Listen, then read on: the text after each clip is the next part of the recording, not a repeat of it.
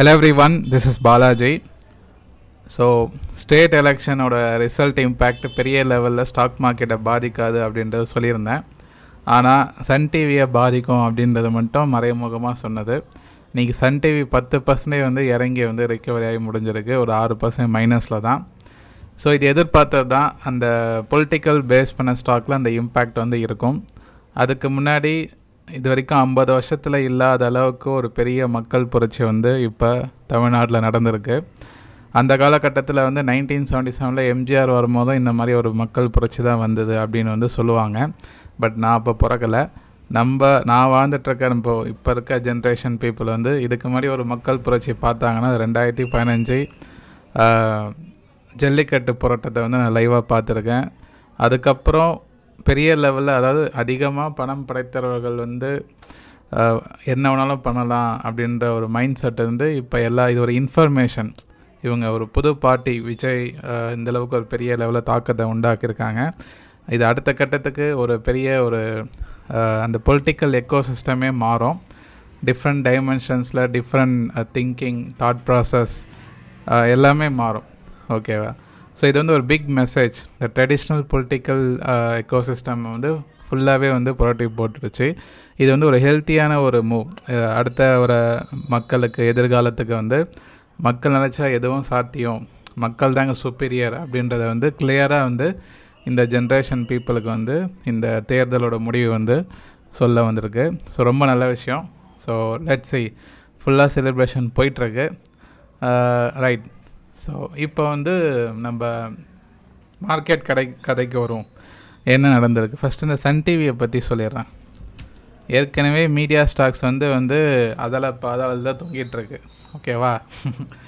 இப்போ அந்த result impact வந்து இன்னும் ஒரு பெரிய தாக்கத்தை ஒரு டெய்லி ஒரு இன்ட்ராடே மூவ் தான். இப்போ எப்படி நம்ம பார்லிமெண்ட் எலெக்ஷன் ரிசல்ட் வந்து ஒரு பர்டிகுலர் டேயில் இம்பேக்ட் பண்ணுதோ, அதே மாதிரி வந்து சன் டிவியிலையும் வந்து அந்த பொலிட்டிக்கல் பேஸ் பண்ணி ஸ்டாக்னால ஒரு ஸ்மால் செல்லிங் ப்ரெஷர் வரும். இன்றைக்கி வந்து கிட்டத்தட்ட இந்த ஸ்டாக் வந்து 10% லோ வந்துட்டு ரெக்கவரி வந்து ஒரு 6% முடிச்சிருக்காங்க மைனஸில். எனிவே அது மைனஸ் தான். ஓகே. ஸோ இது வந்து ஒரு வால்டாலிட்டி, அந்த பர்டிகுலர் டேயில் நடக்கிற ஒரு வால்டாலிட்டி. இதை யூஸ் பண்ணி ஒரு செல்லிங் பண்ணியிருப்பாங்க. அது நார்மலான விஷயந்தான். ஸ்டாக் மார்க்கெட்டில் பொறுத்த வரைக்கும் இதை செல் பண்ணுறதுக்கோ பை பண்ணுறதுக்கோ காரணத்தை தேடிக்கிட்டே இருப்பாங்க. ஏதாவது நியூஸ் மாட்டாதா வந்தவொடனே வச்சு செஞ்சுருவாங்க. அதில் இதுவும் ஒரு thing. Okay, right. So market level ஆக்சுவலாக இன்றைக்கி வந்து பார்த்திங்கன்னா ஒரு மார்ஜினல் கேப் அப் நம்ம நேற்று பேசின மாதிரி தான் நடந்தது. ஆனால் ஒரு வித்தின் ஷார்ட் பீரியடில் ஒரு பெரிய ஸ்பைக் வந்தது. அதுக்கப்புறம் அகெயின் ஃபால். ஸோ ஒரு மாதிரி வந்து ஒரு செல்லிங் ப்ரெஷரில் தான், பாசிட்டிவாக இருந்தாலும் ஒரு த்ரோட் அவுட் த டே அந்த இன்ட்ராடேயில் ஒரு செல்லிங் ப்ரெஷரில் தான் வந்து இருந்துகிட்டு இருந்தது. ஸோ நாளைக்கு மார்க்கெட் எப்படி இருக்க போகுதுன்ற வந்து பார்ப்போம். அது மட்டும் இல்லாமல் உங்களுக்கு யூஎஸ் மார்க்கெட் இப்போ செல்லிங்கில் தான் ட்ரேட் ஆகிட்டுருக்கு. அதுக்கு முன்னாடி ஒரு 2 ஸ்டாக் பற்றி சொல்கிறேன். நம்ம ரெகுலராக ஃபாலோ பண்ணிகிட்டே இருங்க. டெய்லி வீடியோஸ் பாருங்கள். அப்போ தான் வந்து ஸ்டாக்ஸ்லாம் வந்து எதெல்லாம் வந்து அந்த லெவல்ஸில் பிரேக் அவுட் ஆகுது. ஒரு இன்ட்டு கொடுக்கும்போது நீங்கள் இது வந்து ஸ்விங் ட்ரேடுக்கான காலம் என்னை பொறுத்த வரைக்கும். இது எவ்வளோ நாள் நீடிக்கும்னு சொல்ல முடியாது. கொஞ்ச நாள் ஒரு மொமெண்டம் கொடுக்குற வரைக்கும் ட்ரெண்ட் ஆகும். அதுக்குள்ளே அந்த ஸ்விங் ட்ரேட் பண்ணுறவங்க ஏர்ன் பண்ணிக்கிங்க பாசிவ் இன்கம். அதானி போட்டு ஒரு பெரிய பிரேக் அவுட் 2024 ஹையை உடச்சிருக்கு.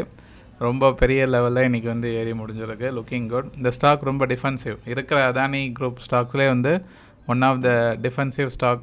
ஆக்சுவலாக ஓரளவுக்கு ரிலையபிளான ஒரு டெக்னிக்கல் இருக்க ஸ்டாக்கு இது தான். ஸோ ப்ரைஸ் ஆக்ஷன் ஸ்டூடெண்ட்ஸ், இது என்ன பேட்டர்ன்றது சொல்லுங்கள்.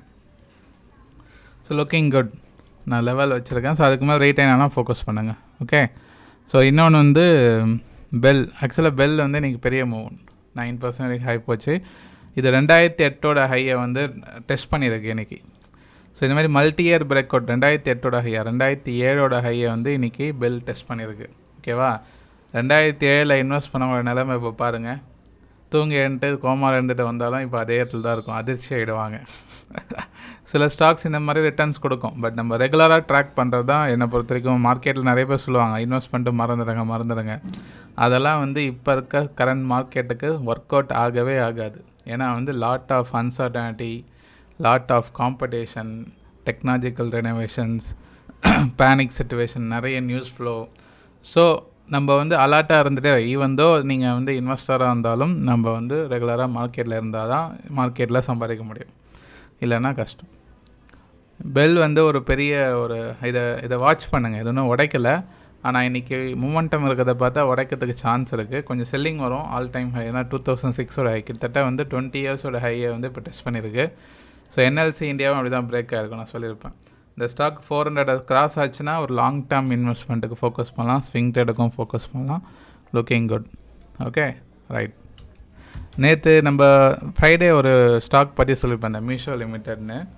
ஸோ அந்த ஸ்டாக் இன்றைக்கி ஒரு பெரிய லெவலில் பிரேக் அவுட். யார் வாட்ச் பண்ணிங்கன்னு தெரில, கிட்டத்தட்ட வந்து 11% ஏறி முடிஞ்சிருக்கு. Looking good.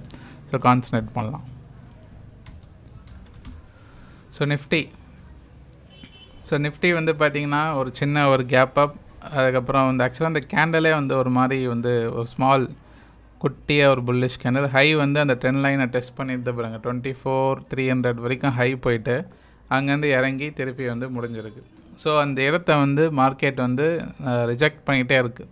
அதாவது மேலே போக ட்ரை பண்ணுது, ஆனால் செல்லர்ஸ் திருப்பி அந்த ரேஞ்சுக்குள்ளே கொண்டு வந்துடுறாங்க. அந்த சைட் வேஸ் மாதிரி போட்டிருக்கோம் பார்த்தீங்களா, 1 2 3 4 5 6 டேஸாக மார்க்கெட் வந்து இந்த இடத்துல உள்ள சுற்றிட்டுருக்கு. 23,800லேருந்து 24,200 250 தான் மார்க்கெட் சுற்றிட்டுருக்கு, ஒரு 300-400 பாயிண்ட்டுக்குள்ளே. ஸோ இந்த இடத்த வந்து ஸ்ட்ராங் பிரேக் அவுட் வந்தால் தான் ட்ரெண்ட் ஆகும். இது ஒரு ட்ரெண்ட் டிசைடிங் ஏரியா சொல்லியிருப்பேன் நான் ஆல்ரெடி. ஏன்னா இங்கேருந்து ஒரு நல்ல டவுன் ட்ரெண்டுக்கு அப்புறம் ஒரு ரெக்கவரி, அந்த ரெக்கவரி ஆனதுக்கப்புறம் ஒரு சின்ன செல்லிங். ஸோ ஒரு சைட் வேஸ் போயிட்டுருக்கு, ஒரு டவுன் ட்ரெண்ட் லைனாக பாஸ் ஆகுது. இந்த இடத்த price action strong break out வந்தால் தான் ட்ரெண்ட் ஆகும். இதை உடச்சிருச்சுன்னு வச்சிங்களேன், அதுக்கப்புறம் ஆல் டைம் ஹை தான். டவுன் சைடில் உடைச்சாலும் ஒரு ஃப்ரீ ஃபால் தான் ஆகும். ஸோ ஒரு முக்கியமான டேர்னிங் பாயிண்டில் நிஃப்டி இருக்குது, பி கேர்ஃபுல்.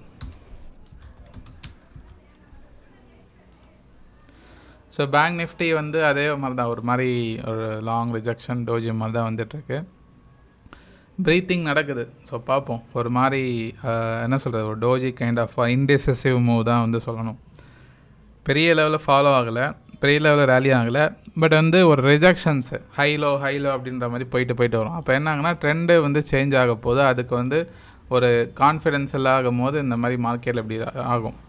இந்த கான்ஃபிடென்ஸ் வர வரைக்கும் ட்ரேடர்ஸ் வந்து இந்த மாதிரி தான் வந்து ஹைலோ இந்த மாதிரி ரிஜெக்ஷன்ஸ் டெக்னிக்கலாக ரிஃப்ளெக்ட் பண்ணோம். ஸோ பார்ப்போம். ஸோ பேங்க் நிஃப்டி பொறுத்த வரைக்கும் 55,600 கிராஸ் ஆனால் ஓரளவுக்கு மொமெண்டம் இருக்கும் பையிங்க்கு. ஸோ டவ் ஜோன்ஸ் எல்லாமே வந்து பார்த்திங்கன்னா நான் இப்போ ரெக்கார்ட் பண்ணுறக்கு டைம் 7:20. ஸோ லைட்டாக செல்லிங் ப்ரெஷரில் தான் ட்ரேட் ஆகிட்டுருக்கு. கிஃப்ட் நிஃப்டியும் பெரிய சேஞ்ச் இல்லை, ஃப்ளாட்டாக தான். இந்தியா வீக்ஸ் இன்னும் ரெடியூஸ் ஆகலை, 18 பக்கல் தான் இருக்குது. ஸோ இந்த திங்ஸ் தான் ஒரி பண்ணுற மாதிரி இருக்குது. ஓகேவா. ஹெச்டிஎஃப்சி ஒரு ஸ்மால் ரிக்கவரி, பட் வந்து சிக்னிஃபிகண்ட்டான சேஞ்சஸ் எதுவும் தெரியல. சும்மா ஒரு ஷார்ட் கவரிங் மாதிரி தான் தெரியுது. ஒரு 800 மேலே அந்த ஸ்டாக் போகணும் ஹெச்டிஎஃப்சி பொறுத்த வரைக்கும்.